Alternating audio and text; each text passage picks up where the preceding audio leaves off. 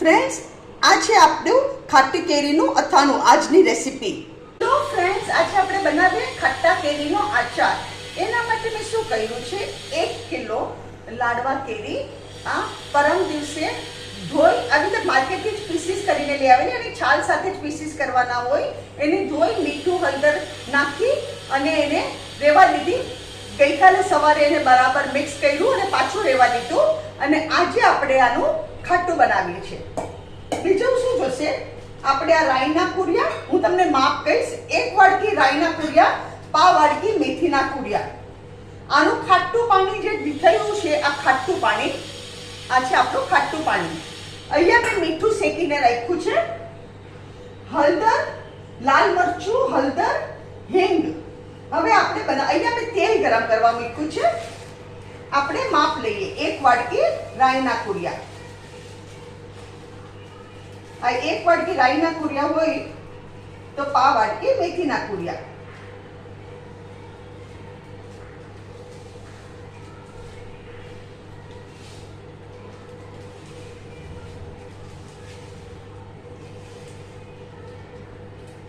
આ જુઓ, આ 1 વાડકી રાઈના કુરિયા. આપણે આને અહીંયા રાખી દઈએ. આ રાઈના કુરિયા છે. હવે 8 પા વાડકી આપણે મેથીના કુરિયા કરીએ.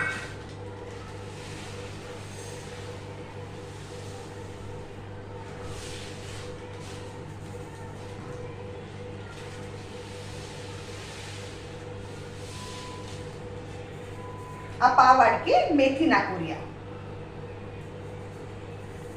આને બી આવી રીતે કરીએ અને વચમાં આપણે નાખવાની હિંગ. આમાં વચમાં આપણે નાખવાની હિંગ.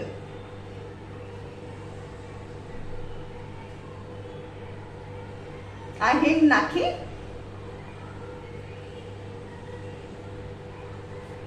હવે આ છે ને, આપણે તેલ ગરમ થાય ને એટલે આપણે એને ધગધગતું ગરમ તેલ નાખવાનું આના પર. આપણું તેલ થવાયું. અહીંયા શું કર્યું છે મેં, પા વાડકી રાઈના કુરિયા, પા વાડકી મેથીના કુરિયા અને પોણો વાડકી ધાણાના કુરિયા અને વચમાં હિંગ નાખી છે. આ ગોલ કેરીની તૈયારી છે. હું એક સાથે બેનો વઘાર કરું છું. ગોલ કેરીની રેસીપી મેં મારી ચેનલ પર ઓલરેડી શેર કરેલી છે, પણ અત્યારે હું વઘાર જ કરું છું ખાલી આમાં. અને અત્યારે આપણે બનાવ્યું છે ખટ્ટા કેરીનો આચાર.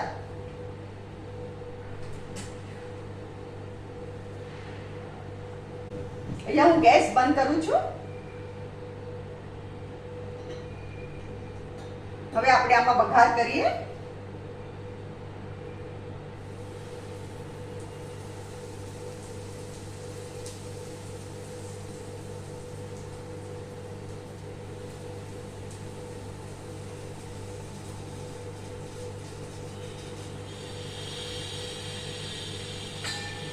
હવે આને આપણે બરાબર મિક્સ કરવાનું.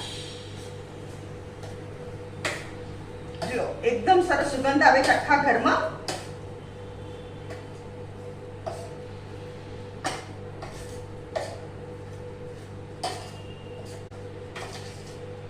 આ એકદમ કરીને પછી જ આમાં મીઠું, લાલ મરચું ને હળદર નાખવાનું. ત્યાં સુધી આપણે નહીં નાખવાનું, નહીં તો એ બ્લેક કલરનું થાય આપણું. આ લાલ ચટાકેદાર આપણું ખાટું થશે, લાલ ચટાકેદાર. આપણું એકદમ સરસ થઈ ગયું. હવે આપણે શું કરવાનું, આમાં આ મીઠું છે ને મેં શેક્યું છે એટલે આપણું મોઇસ્ચર, મીઠાનું બધું મોઇસ્ચર ઉડી જાય. આપણે આમાં મીઠું નાખીએ.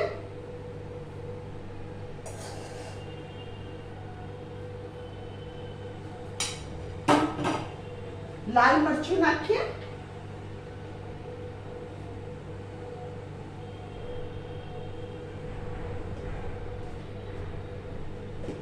હળદર,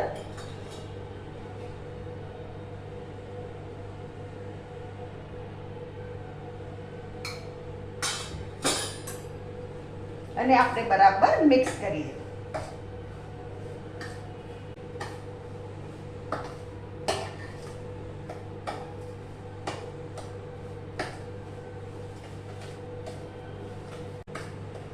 હજુ હું આમાં થોડું લાલ મરચું નાખું છું, કારણ કે આમાં છે ને પછી ઉપર સુધી આપણે તેલે ભરવાનું છે.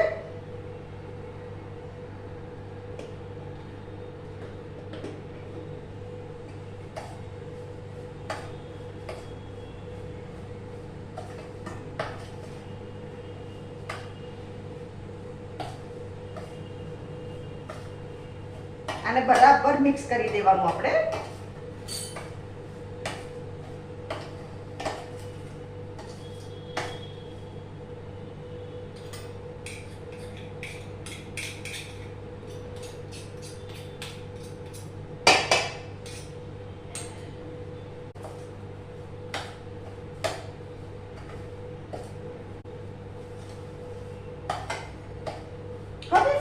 શું કરું છું, આ છે ને આને કહેવાય સૂકો સંભાર. આને તમે ટિંડોરા હોય એને પતલી લાંબી ચીરી કરી અને આ સૂકો સંભાર તમે ભરી રાખ્યો હોય એમાં ચોલી દો અને ઉપર ગરમ કરી તેલ ઠંડુ થાય તેલ એટલે એમાં નાખી દો તો તાજું ખાવા માટે ટિંડોરાનો આચાર થઈ જાય. તો આ છે ને હું આ બધાનું ખાટું નથી કરતી, આમાં સૂકો સંભાર ભરીને રાખું છું. એટલે મારે ક્યારે બી ઇન્સ્ટન્ટ કંઈ કરવું હોય તો આઈ કેન. અને આ ખાલી તમે દાળ ભાત સાથે સૂકો સંભાર આપો ને તો બી બહુ સરસ લાગે. પીરસો તો તમે ખાલી દાળ ભાત સાથે સૂકો સંભાર, it is just too good. તો આ છે આપણો સૂકો સંભાર. હવે આપણે કેરી કરીએ. હવે ફ્રેન્ડ્સ શું કરીએ, આ કેરી છે આમાં બધી મિક્સ કરી દઉં છું. અને આ આપણું ખાટું પાણી, આ ખાટું પાણી અને બરાબર આપણે એને મિક્સ કરી દેવાનું.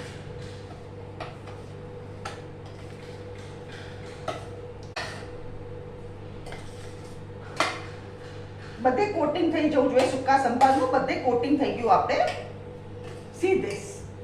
હવે અહીંયા હું આ લઉં છું ગ્લાસનું કન્ટેનર.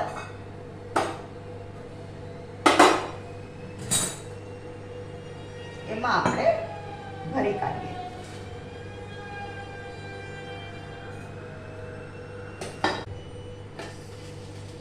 આપણું ભરાવાયું.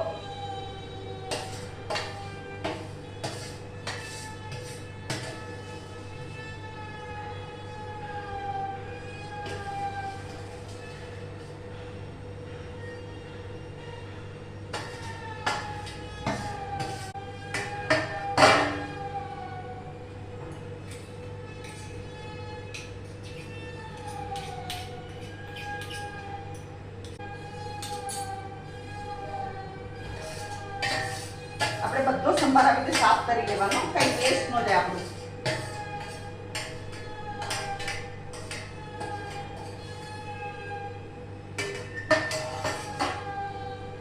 ફ્રેન્ડ્સ જો આ છે ખટ્ટા કેરીનો આપણો આ આચાર. હવે આપણે શું કરવાનું, કાલે આખો દિવસ આમાં જ રહેવા દેવાનું. પરમ દિવસે બપોરે હું ધગધગતું તેલ ગરમ કરીશ, પછી એને એકદમ ઠંડુ થવા દઈશ અને આપણે અહીંયા સુધી એને ભરવાનું. તો આપણે હવે પરમ દિવસે આપણે આપણી આગળની પ્રોસિજર કરીએ.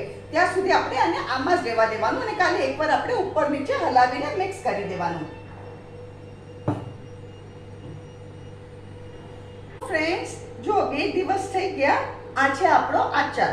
હવે મેં શું કર્યું છે, અહીંયા આ તેલ છે એને મેં એકદમ ગરમ કર્યું ધુવાડા બંધ અને પછી એકદમ ઠંડુ થવા દીધું. હવે આપણે શું કરવાનું, આમાં આ તેલ નાખવાનું.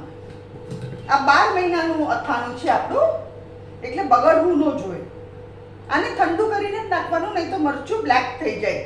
આનો લાલ ચટાકેદાર કલર હોવો જોઈએ આપણા આચારનો. આવી રીતે આપણે તેલ નાખી દેવાનું.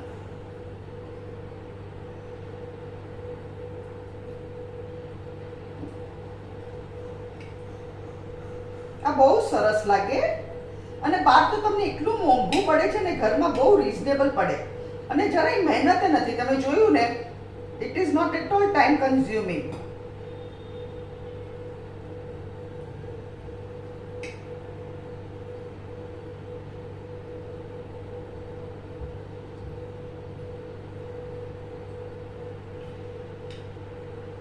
અને થોડું થોડું હલાવું છું એટલે નીચે સુધી તેલ જાય આપણું.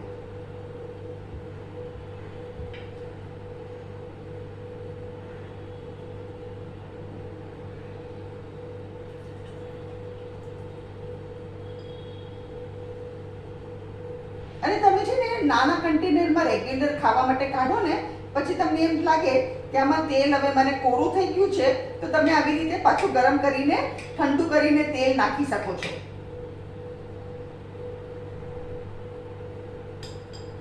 અમારા ઘરમાં તો બધાને એટલું ભાવે છે ને કે દર વર્ષે અમે કરીએ છીએ.